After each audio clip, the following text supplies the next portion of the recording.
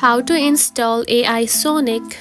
If you want to use the AI Sonic application and wondering on how to download it on your mobile phone, don't worry.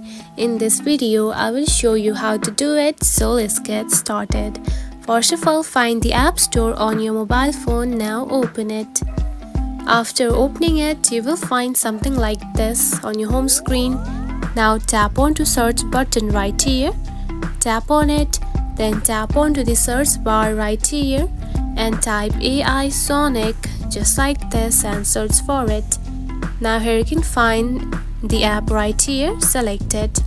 Now to download it, simply tap on to get just like this. Now wait for a few minutes and your app will be downloaded. And now you can see the app has been downloaded. You can also open your app now and you can find your app on your mobile screen just like this. And that's it. This is how you can install AI Sonic on your mobile phone. If you found this video helpful, don't forget to like and subscribe for more tips. Thanks for watching.